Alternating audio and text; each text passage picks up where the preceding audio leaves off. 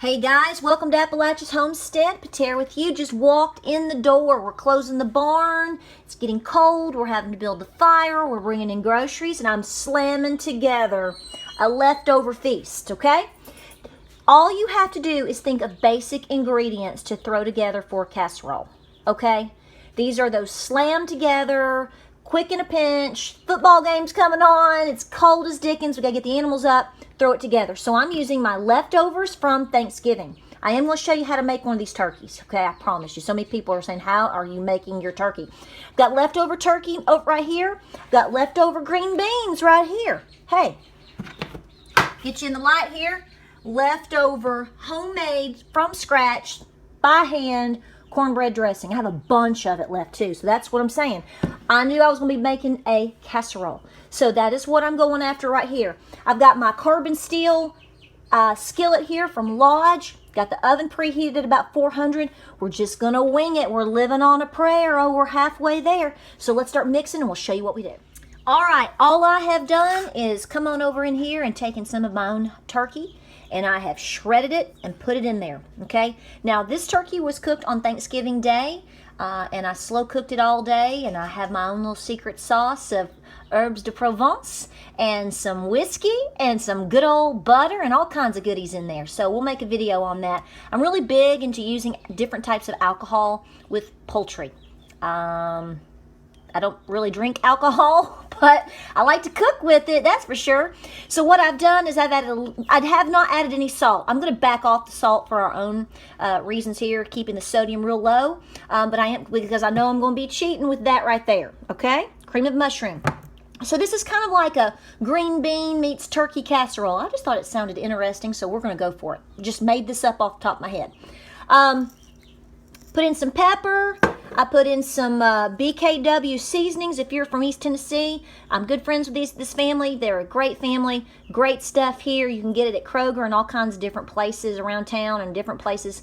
Pick up on that for all different types of rubs and purpose blends for your meats and all kinds of things. So I did a splash of that and some pepper. I'm going to use at least 1 cream of mushroom. Yeah, I know you can make it. I didn't feel like it. I'm going this way. Got other things to do.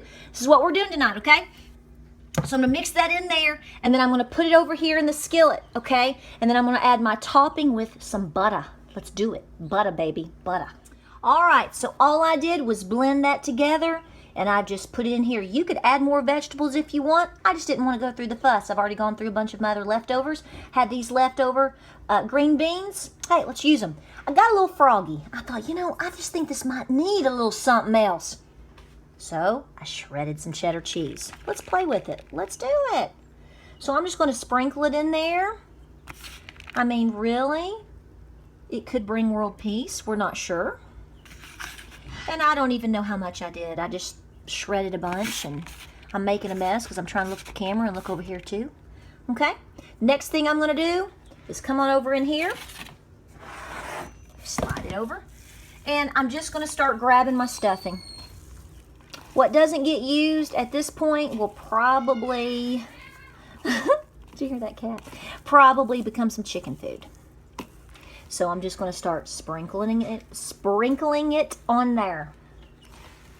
So this was made with my own homemade cornbread.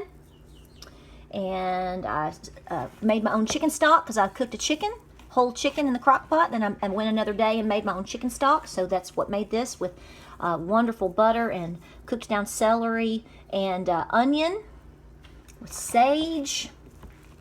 All kinds of goodies in here.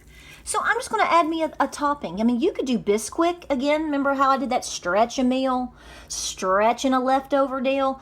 Doing the same thing here. Just start working with it. Throw it together. Simple, basic ingredients always work better. It's when you start getting a little crazy. Which, you got to do that from time to time, because that's how we figure out what we like. Okay, all I'm going to do next, just kind of mush it. And I'm going to pour a little bit of butter, just to kind of bring a little, I'm bringing flavor back. Okay, whatever. Let's just mix it up in here. Just melted a little bit of butter. Gosh, I can't see what I'm doing. There we go. Just a little bit of butter. I mean, really. Just plop it in there. Okay, I'm going to put this in the oven at about 400 for about 25 minutes. I'm going to eyeball it. It might be 15, might be 20. We're just going to go with it because remember, these are already pre-baked items, okay? So you don't want to burn it up too much.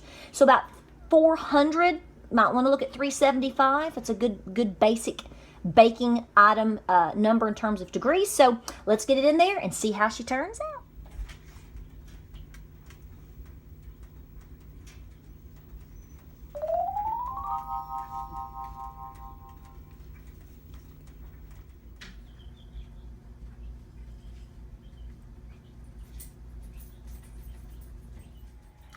All right, so in part of the beast's new diet, I'm trying to feed him as much raw as possible.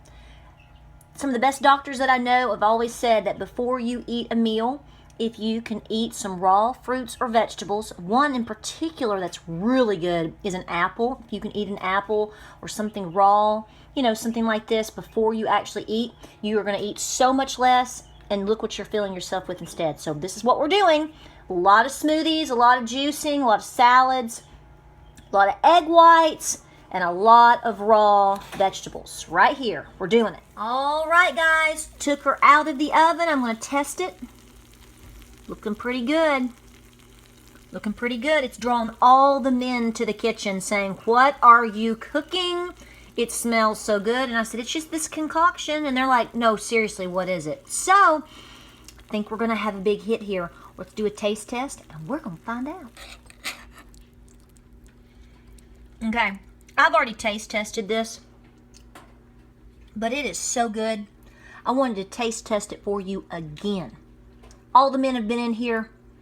This is fantastic. Don't be afraid to use your leftovers, guys, and stretch those meals, okay? The meats, the broths, you can make your own toppings, throw in a little bit of vegetable and some spices. You've got a great hearty dinner, and there's nothing like something like this cooked in large cast iron. Let's have another bite. You gotta try this. Y'all have a great night. We're gonna eat. Check us out on Facebook, Instagram, and Pinterest, and we'll talk to you soon.